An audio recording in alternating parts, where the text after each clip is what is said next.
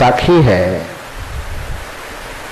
जहिया जन्म मुक्ता हता तहिया हता न कोई, छठी तुम्हारी हो जगह तू कहां चला बिगोए। सदगुरु कबीर इस साखी के माध्यम से कहते हैं, मनुष्य जिस रोज तुम्हारा जन्म इस धरती पर हुआ था उस रोज आत्मा प्रपंचों से मुक्त ही था, किंतु जैसे जैसे संसार के राग रंग को तो समझता गया और उस राग रंग के आकर्षण में उलझता गया, अपने मन के अहंकार से उस राग रंग का समर्थन करके उसमें लिप्त होता गया, उसी दिन से तुम्हारे ऊपर बंधनों का जकड़न, प्रपंचों का बंधन पड़ता चला गया। तो सीधी सी बात है कि जिस चीज को बनने की जो प्रक्रिया होती है उसको मिटाने की प्रक्रिया ठीक उसके विपरीत होती है। जैसे आप कल्पना कीजिए कि एक रस्सी है, उस रस्सी में कोई गांठ पड़ गई, जिसको हम लोग आम बोलचाल की भाषा में कहते हैं गिरह पड़ जाना, गांठ पड़ जाना। तो गिरह अथवा गांठ यदि किसी रस्सी में पड़ गई है, उस गांठ को खोलना चाहेंगे तो कैसे खोलेंगे, किस प्रकार खोलेगा? जिस तरफ से जाकर के वो एक दूसरे से लिपट करके बंधा है, रस्सी बंध गई है, उसके विपरीत जब उसको खोलेंगे तब क्या होगा, वो खुल जाएगा। अब उसके विपरीत उसको न खोल करके फिर जिस तरह से कसाया है उसको और आगे खींचते चले जाएंगे, तब क्या होगा, वो बंधन खुलने की बजाय और वह जकड़ता चला जाएगा और कसता चला जाएगा। तो जिस प्रकार से एक बंधन को जब हम खोलने में लगते हैं तो इसका नियम यह कहता है कि उस बंधन पड़ने की स्थिति से विपरीत दिशा में जाइए तो बंधन क्या होगा, खुलेगा। और उसके फिर उसको खींचातानी करेंगे तो क्या होगा, बंधन खुलने के बजाय और जकड़ता चला जाएगा। ठीक उसी प्रकार से कबीर साहब यहां पर हमें मुक्ति का उपाय बताते हुए कहते हैं कि पहले तुम यह जान लो कि बंधन पड़ा कैसे। जब इस चीज की जानकारी हो जाएगी तो बंधन खुलना आसान हो जाएगा। बंधन कैसे पड़ा? साहब कहते हैं, जहिया जन्म मुक्ता हता, जिस रोज तू जन्म लिया था उस रोज की जो तुम्हारी चित्त की स्थिति थी वो फिलहाल मुक्त अवस्था में थी। सवाल यह होता है कि जब उस समय हम मुक्त थे तो बंधन में पड़े कैसे? तो साहब कहते हैं, छठी तुम्हारी हो जगह तू कहां चला बेगोए। छठी कहां, यहां क्या है? कल से ही इसकी चर्चा हो रही है कि हम सबों के पास 5 ज्ञानेंद्रियां हैं। इन 5 ज्ञानेंद्रियों के माध्यम से हम 5 विषय को ग्रहण करते हैं। तो इंद्रियां है 5 इंद्रियों से ग्रहण करते हैं हम 5 विषय। अब 5 विषय से 5 इंद्रियों के माध्यम से जो ग्रहण किया गया 5 विषय है, तो उन 5 विषय के समुच्चय से संस्कार रूप में एक चीज अलग बन जाता है, जिसको हम क्या कहते हैं, मन कहते हैं। वही मन को छठी इंद्रिय गिना जाता है। कबीर साहब कहते हैं कि छठी तुम्हारी हो जगह। आंख में तो अहंकार नहीं जगा, लेकिन आंख से जो रूप संग्रहित हुआ उसका अहंकार जग गया। कान का अहंकार नहीं है, कान के शब्द का भी अहंकार नहीं, लेकिन कान के शब्दों को सुन करके जो संस्कार बना है उसमें अहंकार जग गया। यानी विषयों के समुच्चय से जो संस्कार संग्रहित होकर जमा हुआ है हमारे भीतर में, उसका अहंकार हमें हो गया। साहब कहते हैं, छठी तुम्हारी हो जगह। उस छठी इंद्रिय में हो मन अहंकार, अहंकार की जागृति हो गई और बंधन पड़ता चला गया। जहिया जन्म मुक्ता हता तहिया हता न कोई, बंधन का वहां कोई कारण नहीं था। छठी तुम्हारी हो जगह, जब से तुम्हारे मन में अहंकार की उत्पत्ति हुई और बाहर से आने वाले विषयों को एकदम लपक करके पकड़ते भी गए और उस पर अहंकार का मोहर मारते गए, बस वहीं से बंधन बनना क्या हो गया, शुरू हो गया। ये बंधन बनने का कारण है। यदि बंधन बनने का कारण हम जन्म के साथ ही मान लेंगे तो फिर संसार के जितने सारे प्रपंच है वो जन्म के साथ तो कुछ था नहीं। चित्त के अंदर जन्म लेने के साथ गाली थी भरी हुई, झूठ फरेब, बेईमानी शैतानी और लड़ाई झगड़ा, दोस्ती दुश्मनी, कुछ थी वहां? क्या कुछ नहीं थी। और जो स्थूल विकार है जैसे काम क्रोध लोभ मोह, कुछ नहीं था वहां। दूसरी बात, नशा दुर्व्यसन। कोई व्यक्ति यह नहीं कह सकता है कि हम मां के गर्भ से अंडा का पॉलिथीन लेकर के आए थे। कोई व्यक्ति यह नहीं कह सकता कि हम मां के पेट से ही हाथ में दारू का बोतल झुलाते आए थे। कोई व्यक्ति यह नहीं कह सकता है कि मां के गर्भ से आते वक्त ही हम खैनी चुनौती रगड़ते हुए आए थे, चुना खैनी साथ ही लाए थे। कोई कह सकता है? बीड़ी सिगरेट साथ लाए थे? नहीं लाए थे। किसी भी प्रकार का न नशा साथ लाए थे, न दुर्व्यसन साथ लाए थे, न अभक्ष भोजन साथ लाए थे। वो सारा चीज ग्रहण कहां किए हम? इस संसार में आने के बाद ऐसा नहीं कि जन्म लिए और वही ग्रहण करने लगे। तब जन्म लिए तो हम तो शुद्ध शाकाहारी थे, दुग्धाहारी थे। कुछ दिन के बाद पानी पीना सीखे, कुछ दिन के बाद फिर कुछ अनाज खाना हल्का फल्का सीखे। धीरे धीरे धीरे घर परिवार माता पिता के संपर्क में रहते रहते रहते रहते धीरे धीरे पहले तो माँ बाप ने सिखाया कि मांस कैसे खाना है, मछली कैसे खाना, अंडा कैसे खाना है। आखिर किसी भी तरह से घर वाले ही सिखाते हैं ना, घर के ही कोई सदस्य सिखाते हैं। और उस चीज में चूंकि उसकी अच्छाई और बुराई को वह बच्चा जानता नहीं है, जिसके कारण उसके घर परिवार वाले जो उसको खाने की आदत लगा देता है, धीरे धीरे खाते खाते खाते खाते उसकी क्या हो जाती है? आदत बन जाती है। किसी नशा दुर्व्यसन की जहां तक बात है तो उसमें तो माता पिता नशा दुर्व्यसन में नहीं लगाते हैं, लेकिन धीरे धीरे बड़ा होने के साथ साथ हम उम्र के, अब पहले तो अपने से बड़ों को देखता है करते हुए, तो कुछ ऐसे संस्कार वाले होते हैं जो उसके मन में लालसा जगती कि आखिर क्या है ये। जब किसी बड़े को सिगरेट पी करके देखता कि रेलगाड़ी का इंजन बना रहा है, ईट भट्ठा का चमनी खड़ा कर दिया है, अब नाक है कि ईटा पकाने वाला भट्ठा है पता नहीं, तो बच्चा इस चीज को देखता है तो उसके भी मन में ये करने की लालसा होती है कि नहीं? पहले शौक ही जगता है देख करके।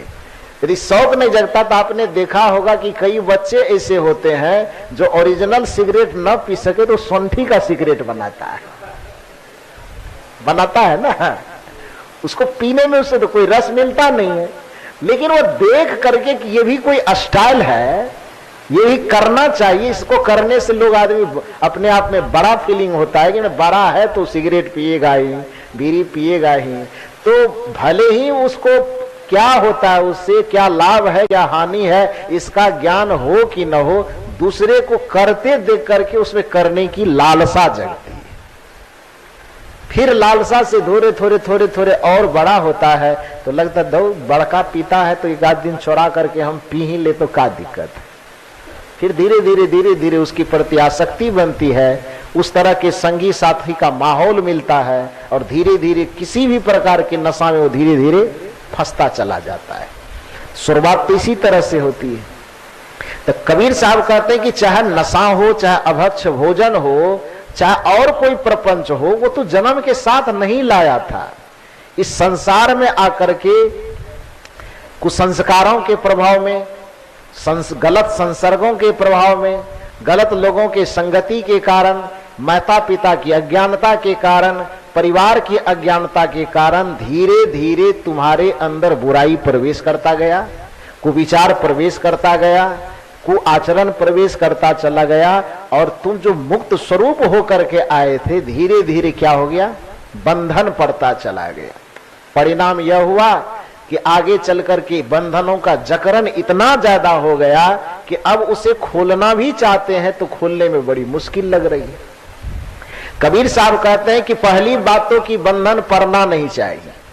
यदि बंधन पड़ गया है तो उसका एक ही उपाय है कि सदगुरु के शरण में चले जाओ, तब ही छूटेगा, अपने से नहीं छूटेगा। गुरु के शरण में जाओगे तब छूटेगा। नहीं तो आप ये कल्पना कीजिए कि मान लीजिए अभी यहाँ आश्रम में आप बैठ करके ध्यान अभ्यास कर रहे हैं, तो एक संत के पास, गुरु के पास, गुरु आश्रम में बैठे हैं, सब लोगों के बीच में बैठे हैं, तो परिणाम थोड़ा कमर दर्द भी करता है, पैर दर्द भी करता है, तो फिर भी सब कर रहा है इसलिए हम देख करके करते, हिम्मत जगती है। चाहे वो लाज से करें, अच्छा हिम्मत से करें, लेकिन सबको करते हुए देख करके मन में लगता है कि सब कर रहे हैं तो मुझे भी करना चाहिए। लेकिन कल्पना कीजिए यही आपको अकेले करना पड़े, बैठ जाइए और 10 मिनट बैठते बैठते पैर हाथ दर्द करने लगे, भगवान जाइए आपका ध्यान अपने पास रखिए। कहेगा ना रे, क्या करेगा? लेट जाएगा या चलने लगेगा, कुछ करने लगेगा। तो अपने से यदि बच्चा अपने से पढ़ने लगे तो फिर शिक्षक की क्या जरूरत है? कोई जरूरत है? यदि घर में ही बच्चा पढ़ ले तो विद्यालय की क्या जरूरत है? यदि अपने से हम बंधन खोल सकेंगे तो फिर तब तो गुरु की कोई आवश्यकता ही नहीं रह जाएगी। तो गुरु के संरक्षण की इसलिए आवश्यकता है कि वहां दो चीज होता है, एक तो हम गुरु को देख करके हमें साहस मिलती है, दूसरा मन में थोड़ा डर भी लगता है, और तीसरा चीज एक सम्मान की भी भावना होती है कि यहां करने आए हैं तो मुझे ये चीज करना है। तो गुरु के सानिध्य से हमें यही संबल मिलता है, इसलिए गुरु के शरण में आकर के, गुरु से युक्ति जान करके, गुरु से का सानिध्य लेकर के हमें ये काम करना चाहिए। तो धीरे धीरे ऐसा करेंगे तब यहाँ 1 घंटा बैठ लेते हैं तो घर में कम से कम 10 मिनट भी तो बैठेंगे ना। और जो कभी यहाँ आकर के ट्रेनिंग लिया ही नहीं, अभ्यास किया ही नहीं, तो घर में फिर वो कैसे बैठेंगे?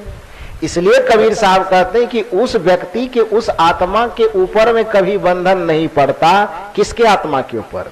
तो कबीर साहब का वह पद याद कीजिए, राम नाम रस बीनी चदरिया झीनी रे झीनी। ये चादर जो बुना गया शरीर का, तो इसमें तो काम रस भिनाया ही नहीं, पहले तो राम रस से ही इसको बिना गया। लेकिन ये काम रस में कैसे भींगने लगा, विषय रस में कैसे भींगने लगा, माया रस इसमें कैसे भींगने लगा? तो कबीर साहब कहते हैं कि इसका कारण है कि इस चादर को जन्म लेते ही तूने रंगरेज के हवाले नहीं किया। जो समझदार जन्म लेने के साथ इस चादर को रंगरेज के हवाले कर दिया, इस मामले में हम लोग सौभाग्यशाली हैं, किस्मत वाला है इस मामले में कि ऐसे परिवार में, ऐसे माता पिता के संरक्षण में पालन पोषण जन्म हुआ हम लोगों का, कि जन्म लेने के साथ क्या हुआ? सबसे पहले तो छठी की रात में ही गले में माला बांध दिया गया। अब उस समय तो हम देखने नहीं गए होंगे, लेकिन छठी रात में ही परिवार में ऐसा नियम है तो गले में बांध दिया। फिर धीरे धीरे घर में रामायण, गीता, बीजक इत्यादि पढ़ने लिखने का माहौल था, धार्मिक माहौल था। धीरे धीरे वो संस्कार बना। वो संस्कार बनते बनते बनते बनते बनते जब थोड़ा समझदार हुए, बड़े हुए, गुरु के महत्व को जानने लगे, तो जाके गुरु जी से दीक्षा लिए। फिर दीक्षा लेने के बाद फिर धीरे धीरे बढ़ने लगे। अब बढ़ते बढ़ते बढ़ते बढ़ते अब कहाँ आ गए हैं तो आप देख ही रहे हैं। तो शुरुआत कहाँ से हुई? वो जन्म से ही हुई ना, कि जन्म लेने के साथ किसी न किसी भांति रंगरेज के हवाले कर दिया। और कबीर साहब कहते हैं, जब मोरी चादर बन घर आयो रंगरेज को दीनी। वह समझदार है कि जैसे ही ये अष्टकमल का, पहले तो चादर बना कैसे, इसका वर्णन है, अष्टकमल का चरखा बनाया। ये शरीर रूपी चरखा अष्टकमल पर आधारित है। वो अष्टकमल क्या है, क्यों कहा जाता है आपको कि ध्यान साधना करने के वक्त में आप कमर और मस्तक सीधा रखिए? क्यों कहा जाता है? क्योंकि वही 8 कमल जो है आपके कमर से लेकर के मस्तक तक में, वो अष्टकमल है, रीढ़ की हड्डी के साथ जुड़ी हुई, जिसको अष्ट चक्र कहते हैं। योग की भाषा में उसी को कुंडलनी कहा जाता है। शरीर में बहुत सारी नस नारियां हैं, लेकिन आपके पूरे शरीर में मुख्य नारी 3 है। कितनी नारी है? 3 नारी है।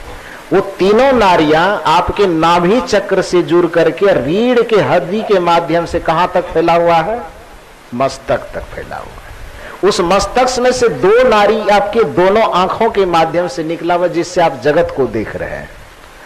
एक नारी उसमें से आकर के जिस जगह आप टीका लगाते हैं, इस जगह पर शंकर जी को देखे ना माथा में तीसरी आंख, तो वो आंख केवल शंकर जी को नहीं है, वो आंख आपको, हमको, सबको है। उस आंख का उपयोग प्रत्येक व्यक्ति कभी न कभी करता है।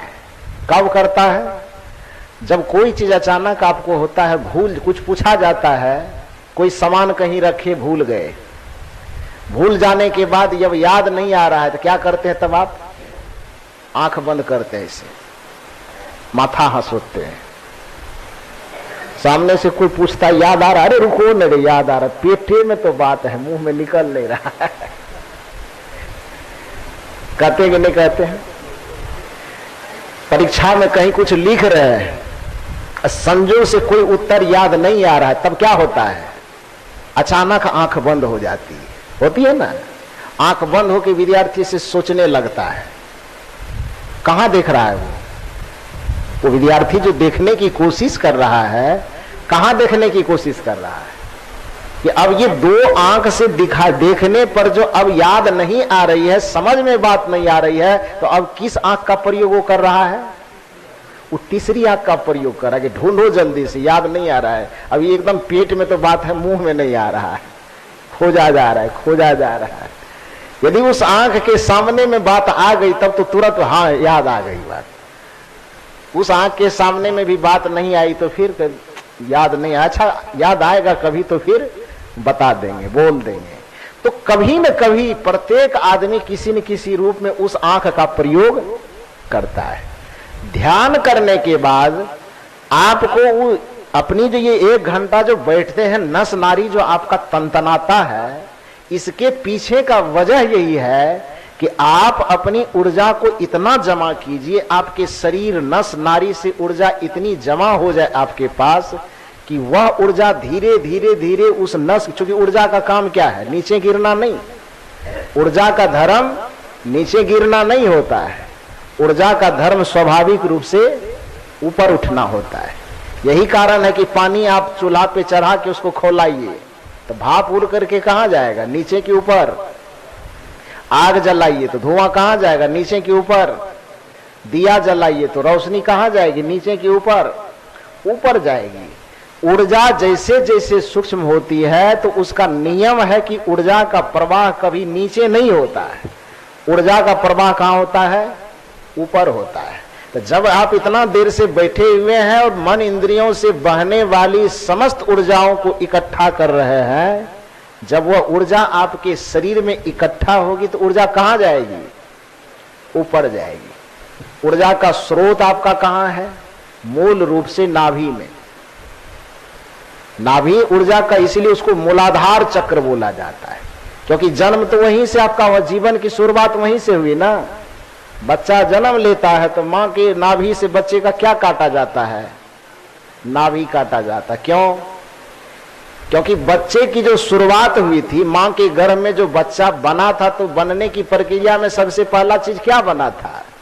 उसकी नाभि बनी। फिर नाभि से ही धीरे धीरे धीरे धीरे विकास होते होते होते होते शरीर बना।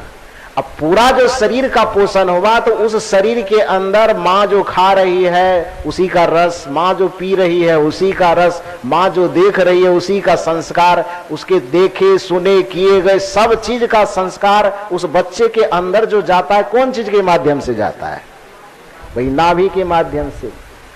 जब तक वह गर्भ में रहा तब तक उस बच्चे के सारे जीवन शक्ति का संचार नाभि के ही माध्यम से हुआ, और बच्चा जब जन्म लेकर के बाहर आया, अब उसका अस्तित्व अलग हुआ, तो सबसे पहले जन्म लेने के बाद उसके नाभि को क्या किया गया?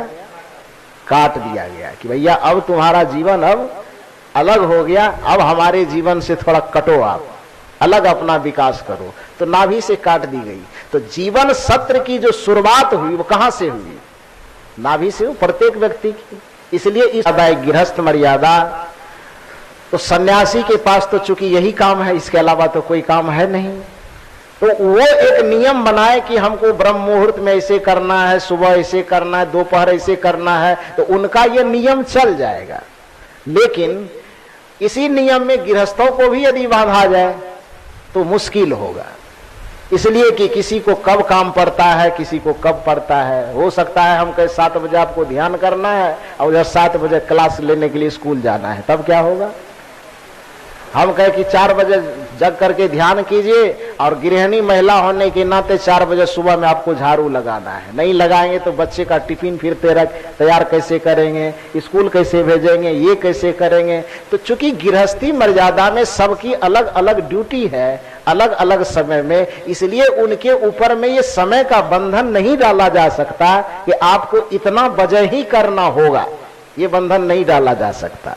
उसमें समय की ये छूट है कि आप यह देख लीजिए, अपने से तय कर लीजिए कि आपको कब फुर्सत मिलती है, कब मौका लगता है, 10 मिनट बैठने का कब निश्चिंत होकर के समय मिलता है। और वो समय जब मिल जाए तो उस समय में, चाहे जो समय मिले इससे मतलब नहीं, लेकिन समय निकालिए जरूर। और जो समय निकल जाए कम से कम सुबह और शाम, उसमें आप या तो स्नान करने के बाद हो अथवा स्नान करने से पहले ही करना चाहते तो पैर हाथ मुंह बढ़िया से साफ सुथरा धो करके कोई आसन रखिए, वो आसन बिछा करके बढ़िया से आप बैठिए और उस पर प्रतिदिन, कोई जरूरी नहीं कि 1 घंटा या 1.5 घंटा या 2 घंटा, 1 घड़ी, आधो घड़ी, आधो में पुण्याद, तुलसी संगत साधु के हरे कोटि अपराध। तो जितना समय मिल जाए ईमानदारी से शांत होकर के बैठ जाए। और जो अभ्यास यहां आप सीख रहे हैं उस अभ्यास को घर पर भी करना जारी रखें, छोड़े नहीं किसी दिन। समय चाहे जो ले, दोपहर सुबह में नहीं हो सका दोपहर में कर लेंगे, लेकिन यह ध्यान रखना है कि वो श्रृंखला नहीं टूटे, होना चाहिए। तो इन चीजों को जब आप निरंतर करते चले जाएंगे, करते करते करते करते एक दिन ऐसा आएगा कि जो बड़े बड़े सिद्ध महात्मा जिस सिद्धि को प्राप्त कर लिए हैं, ठीक है आपको देर लगेगा क्योंकि वह महात्मा केवल यही ड्यूटी है तो जल्दी कर लेगा। आप उनके समय में यदि जल्दी नहीं कर सकेंगे तो इसका यह मतलब नहीं कि आप प्राप्त नहीं कर सकते, आपको थोड़ी देर लगेगी। आप कम कर रहे तो थोड़ा समय ज्यादा लगेगा आपको, लेकिन आप भी उसी लक्ष्य को प्राप्त कर लेंगे जिस लक्ष्य को एक योग सिद्ध साधु प्राप्त करता है, एक संत प्राप्त करता है। उसी मुक्ति परम पद के हकदार आप भी हैं, वो आपको भी मिल जाएगा। तो इसके लिए निरंतर करते रहिए, सुमिरन कर ले राम का काल गहे करके, क्या जाने कित मारी हो, क्या घर क्या परदेश। इस संसार में हर चीज का ठिकाना है, जीवन का ठिकाना है नहीं। इसलिए किसी भी व्यक्ति को आलस नहीं करना चाहिए कि अभी तो नहीं करेंगे। बहुत लोग ये थोड़ा बहाना बनाते। हम लोग जब कार्यक्रम में जाते हैं तो चूंकि साल भर में लगभग 300 दिन तक कार्यक्रम लगभग करना ही होता है, तो उस कार्यक्रम के दरमियान में लोग से ही तो मुलाकात होती है। तो उसमें चर्चा पर चर्चा के दरमियान बहुत सारे लोग कहते बाबा सत्संग तो सुनते हैं, मन करता है कि दीक्षा ले ले, लेकिन क्या करें छोटा छोटा बच्चा है, अब थोड़ा बड़ा हो जाए तब दीक्षा ले ले। अब बताओ कि आपके दीक्षा में भक्ति में छोटा बच्चा क्या कर रहा है, क्या रोक लगा रहा है, अड़चन क्या है उससे। भक्ति और साधना का मतलब कहीं लोग ये समझ रखा है कि कोई ऐसा बोझा है जो माथा पे एकदम लोड लेके चलना होता है। अरे भक्ति जैसे आपके लिए सांस लेना आसान है, जैसे आपके लिए सांस लेना सहज है, उसी तरह से आपके लिए भक्ति भी सहज है। इस भक्ति को थोड़ा वजनदार बनाने का, उलझन और पेचदार बनाने का काम जो किया वो किसने किया था? संत ने नहीं किया था। वो पेचीला बनाने का काम वो नहीं लेंगे, आप समझ जाइए, हम नहीं बताएंगे। उन लोगों ने किया था, समझ गए? हाँ। तो पेचीदा बनाया। क्यों बनाया पेचीदा? तो वही होता है ना कि मैंने सामान्य चीज को भी जब उलझा दिया जाता है तो लोग उसके पास सुलझाने जाएंगे। अब सुलझाने जाएंगे तो उसमें कुछ दान दक्षिणा रखिए सामने में, तब सुलझाएंगे कि ये हो गया वो हो गया, ऐसे सुलझ गया वैसे सुलझ गया। तो ये सरल चीज को भी भक्ति के सहज स्वरूप को भी, भक्ति के सरल स्वरूप को भी एकदम घुमा घुमा करके उलझा पुलझा दिया। ये मैं नहीं कह रहा हूं, ये उस व्यवस्था में जीने वाले लोग भी इस चीज को मान रहे हैं। नहीं यकीन होता तो थोड़ा चलिए कबीर साहब से हट करके गोस्वामी तुलसीदास जी के पास चलिए, क्योंकि वो उसी धारा के लोग हैं। वो तो गोस्वामी जी के पास थोड़ी देर के लिए चलिए तो क्या कहते हैं? वो कहते हैं कि ये जो बंधन में ये जीव पड़ा, तो इस जीव के बंधन को सुलझाने के लिए पंडितों ने बहुत शास्त्र रचे, पुराण रचे, स्मृति रचे, ग्रंथ रचे। अब उन ग्रंथों को ले लेकर के पंडित जी बैठा हुआ है, पलट पलट के उपाय बता रहे कि ऐसे बंधन पड़ा, ऐसे खुलेगा, ये करो वो करो, ये तीरथ ये व्रत, इतना तीरथ व्रत तंत्र मंत्र बताया ना कि रिजल्ट क्या निकला। ये कबीर साहब नहीं कह रहे, गोस्वामी जी को कहना पड़ गया कि जीव के इस बंधन को सुलझाने के लिए लोगों ने शास्त्रों पुराणों का इतना पचड़ा बुन दिया कि उस पचड़े के प्रभाव में बंधन छूटने के वजह क्या हो गया, और जकड़ चला गया। चलिए गोस्वामी जी के ही भाषा में सुनिए। तो श्रुति पुराण बहु कहे उपाय, छूटई न अधिक अधिक अरुझाई। ऐसा नहीं लगना चाहिए आपको कि हम अपने मन से बोल रहे हैं, इसलिए वो प्रमाण ले लीजिए। गोस्वामी जी कहते हैं कि श्रुति पुराण बहु कहे उपाय। इस जीव के अंदर जो बंधन पड़ गया, जिसको कबीर बुद्ध महावीर जैसे संत बड़ी सरल भाषा में बताए, पंडितों ने कहा सरल मत रहने दे, थोड़ा दांव पेच खेलिए इसे। और दांव पेच खेलने के चलते इधर उधर घुड़सी फंदा लगाने के कारण इस जीव का बंधन छूटने की वजह क्या हो गया, अधिक अधिक, अधिक माने कम होता है कि ज्यादा, और ज्यादा, सुलझा नहीं, अधिक अधिक अरुझाई, और अधिक से अधिक क्या हो गया, उलझता चला गया। श्रुति पुराण बहु कहे उपाय,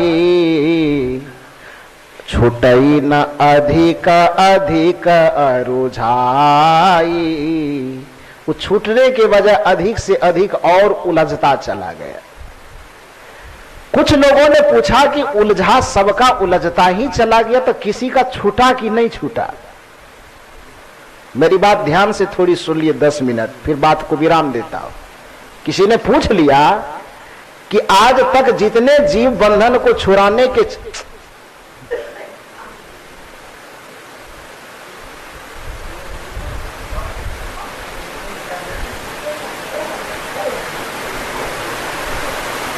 बोलिए सदगुरुदेव की। तो गोस्वामी जी कहते हैं कि श्रुति पुराण बहु कहे उपाय, छूटई न अधिक अधिक अरुझाई। श्रुति और पुराणों में शास्त्रों की रचना कर कर करके, विधि विधान का आडंबर लाद लाद करके, और इस बंधन को सुलझाने के वजह क्या कर लिया गया, उलझा दिया गया। जो सरल था उसको सरल रहने ही नहीं दिया, जो भक्ति बिल्कुल सहज थी उसको सहज रहने ही नहीं दिया, एकदम सीधा साधा रास्ता को घुमा फिरा करके टेढ़ा मेढ़ा कर दिया, जिसके कारण आत्मा का बंधन छूटने के वजह और जकड़ता चला गया। प्रश्न हुआ कि ठीक है, सब आप कह रहे हैं जकड़ता ही चला गया, तो किसी का छूटा कि नहीं छूटा? तब कबीर ये गोस्वामी तुलसीदास जी बताते कि छूटा। किसका छूटा? तो टेढ़ा मेढ़ा वाला रास्ता को छोड़ करके फिर से सीधा रास्ता जो पकड़ लिया। कौन सा है सीधा रास्ता? तो आत्म अनुभव सुख सुप्रकाश, यही रास्ता तो कबीर साहब बता रहे हैं कि आत्म ज्ञान बिना नर भटके, कोई मथुरा कोई काशी रे, पानी में मीन पियासी रे, मोहि सुनी सुनी आवत हासी रे। यदि आपको मुक्ति चाहिए तो दाएं बाएं बाहर मत भटको, क्योंकि कस्तूरी कुंडल बसे मिर्ग ढूंढे मन माही। कब तक भटक रहा है? तो दौड़त दौड़त दौड़िया जह लग मन की दौड़, दौड़ते जा रहे हैं, चलते चलते पग थका, फिर भी नगर रहा नौकोस। अब बीच ही में डेरा पड़ा तो कहो कौन के दोष? क्यों बीचे में डेरा क्यों पड़ गया? चलते चलते पैर क्यों थक गया? क्योंकि सीधा रास्ता पकड़ने की वजह क्या किया? वो टेढ़ा मेरा रास्ता पकड़ लिया। रास्ता पकड़ना था गुरु वाला, एक वाला, अब पकड़ लिया 33 करोड़ वाला। अब 33 करोड़ चलते रहिए, कहां कहां चलेंगे? तो इसलिए वो श्रुति पुराण के चक्कर में जो पड़ेगा, शास्त्रीय परंपरा के चक्कर में जो पड़ेगा, वो छूटई न अधिक अधिक अरुझाई, अंततः छूटेगा कौन? तो कबीर साहब की बात अभी फिलहाल चपोती है, नहीं कहूंगा, कहेंगे तो कहेंगे तो अपना वाला बात कह रहा है। तो इसलिए उनके माध्यम से ही सुनिए। आत्म अनुभव सुख सुप्रकाशा, तब भव भेद भरम सब नासा। कहते सीधा रास्ता यह है कि आत्म अनुभव सुख सुप्रकाशा, तब भव भेद भरम सब नासा। कि आत्म अनुभूति के मार्ग पर जो चलेगा उसी का बंधन कटेगा और उसी के जीवन में सारे भरम का, भूल का, भय का, भवरोग का क्या हो जाएगा? नाश हो जाएगा। ये आत्म अनुभव की जो बात वो कह रहे हैं, वो आत्म अनुभव कहां होगा? गंगा जी के पास कि जमुना जी के पास, देवघर में कि बटेश्वर में, कहां होगा? वो सत्संग में होगा, वो गुरु के पास होगा। क्योंकि आत्म अनुभूति का जो मार्ग है वो गुरु के पास से होकर के गुजरता है। वो किसी तीर्थ से, किसी व्रत से नहीं गुजरता है, किसी पूजा से, किसी पाठ से नहीं गुजरता है। आत्म ज्ञान का और आत्म अनुभव का मार्ग जो गुजरता है वो गुरु के पास से गुजरता है। इसलिए कबीर साहब अंत में कह गए, साहब कहते हैं कि है हाजिर तेही दूर बतावे, दूर की बात निराशी, कहीं कबीर सुनो भाई साधु, गुरु बिन भरम न जासी। यदि इस भरम के जाल को, भरम के जंजाल को तोड़ना चाहते हैं तो एक ही उपाय है कि गुरु बिन भरम न जासी। इस गुरु के बिना भरम नहीं जाएगा, गुरु के बिना भवजाल नहीं टूटेगा, गुरु के बिना भवसागर पार नहीं करोगे। इसलिए सब चीज आंख कान मूंद करके अपने जीवन को गुरु के चरण में जाकर के अर्पित कर दो, बेड़ा पार। तो कहने का अभिप्राय यह है कि मनुष्य इस धरती पर जन्म लेकर के आता है तो उसकी एक अभिलाषा जो उसके अंतःकरण में सिंचित रहती है, और बाद में जब होश आता है तो वही अभिलाषा धीरे धीरे शांति मुक्ति के रूप में उसके अंदर इच्छा प्रकट होती है कि काश हम भी दुखों से मुक्त हो जाते, काश हम भी बंधन से मुक्त हो जाते, काश हम भी आवागमन के चक्र से मुक्त हो जाते, काश हम भी भवसागर से पार हो जाते। तो ये सारी अभिलाषा जो उनके मन में जगती है, आखिर उस मुक्ति का क्या उपाय है? मुक्ति का वही उपाय बताते हुए कबीर साहब कहते हैं कि जहिया जन्म मुक्ता हता। पहले तो ये जान लो कि मुक्ति में परे कैसे हो, तब न मुक्त होने की युक्ति मिलेगी। तो मुक्ति में परे कैसे हो उसका कारण बताते हुए साहब कहते हैं, जहिया जन्म मुक्ता हता तहिया हता न कोई, छठी तुम्हारी हो जगह तू कहाँ चला भिगोय। कि जिस रोज तुम्हारा जन्म हुआ था, वास्तविकता यह है कि उस रोज तुम्हारे चित्त पर बंधन का कोई कारण नहीं था, मन पर बंधन का कोई कारण नहीं था। धीरे धीरे बड़े होते गए, राग रंग का प्रभाव पड़ा, विषय वासना का प्रभाव पड़ा, भोग प्रपंच के आसक्ति में हम उलझते गए और मन का अहंकार ऐसा पुष्ट होता चला गया कि जिसके कारण से धीरे धीरे धीरे धीरे उस विषय को ही अपना हम स्वरूप मान लिए, उस आदत में ही हम उलझते चले गए और उन गलत आदतों में उलझने के कारण बंधन छूटने के वजह क्या हुआ और जकड़ता चला गया। उससे छूटने के लिए थोड़ा बहुत धर्म का सहारा भी लिए तो धर्म के ठेकेदार भी ऐसा बैठा हुआ है कि वो जाकर के हमको सुलझाने के वजह वो क्या कर दिया, वो उलझाना शुरू कर दिया। हमारे रोग को घटाने के बजाय वो रोग को और बढ़ाना शुरू कर दिया, क्योंकि वो जान रहा है कि जब तक ये रोगी रहेगा तब तक हमारा रोजगार चलता रहेगा।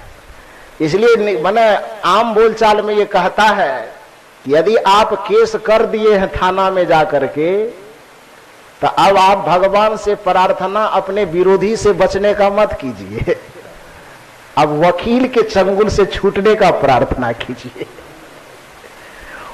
भले ही आप ही के पक्ष वाला वकील क्यों नहीं होगा, लेकिन वह वकील आपको तब तक रगड़ेगा, तारीख पे तारीख दिलवाएगा, जब तक कोई मोटा कस्टमर उसके हाथ में नहीं फंसेगा, क्योंकि उसका रोजगार उसी पे टिका हुआ है।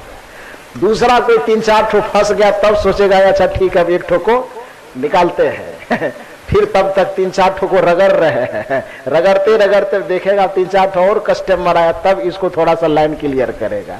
तो बना विचारक कहते हैं कि यदि आप केस मुकदमे के चक्कर में फंस गए हैं तो आप भगवान से यदि मनाते भी हैं तो भगवान से ये मत मनाइए कि विरोधी से हम छूट जाएं। अब आप एक नए चंगुल में फंस गए हैं, आपको प्रार्थना यह करना पड़ेगा कि हम अपने वकील के चक्कर से कैसे छूटे। तो जैसे वो दांव पेच लगाता है, उलझाता है सुलझाने के बजाय, वैसे भी जो धर्म के ठेकेदार बन करके बैठे थे तो हम और आप तो भरोसा करके गए कि ये पोथी पतरा लेके बैठा हुआ है, तिलक लगा के बैठा हुआ है, एकदम चादर ओढ़ा हुआ है धर्म का चिन्ह वाला, तो जाएंगे बेचारा हमारा थोड़ा मदद करेगा। लेकिन वो क्या करेगा, छोटा ही न अधिक अधिक अरुझाई, छुड़ाने के बजाय और लपटा दिया और उलझा दिया। बचाएगा कौन?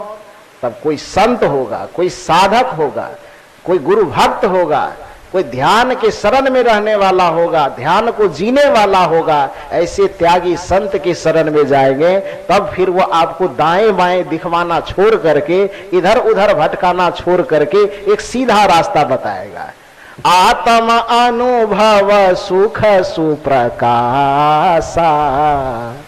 ये आत्म अनुभव के पथ पर चलिए, यही बताएगा, क्योंकि यही रास्ता है। आत्मज्ञान बिना नर भटके, कोई मथुरा कोई काशी, बिना आत्मज्ञान का केवल भटकाव होता है, मंजिल को प्राप्त नहीं किया जा सकता, मंजिल प्राप्त होता ही नहीं।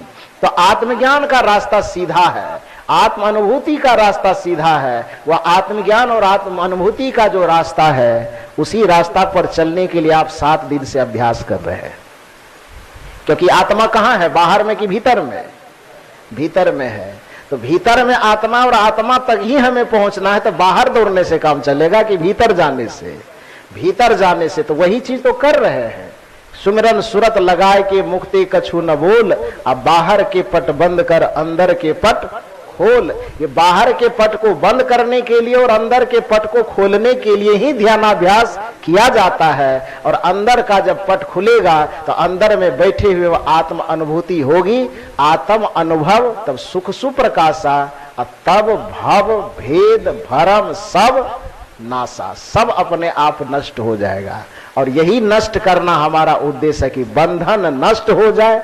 बंधन नष्ट हो गया तो मुक्ति अपने आप मिल जाएगी। आवागमन नष्ट हो गया तो परमानंद और परम शांति अपने आप मिल जाएगी। तो उस बंधन से मुक्त होने का यही उपाय है। इस स्थिति में चलने के लिए हम ध्यान, साधना, भक्ति, भजन का सहारा लेते हैं। तो आप सबों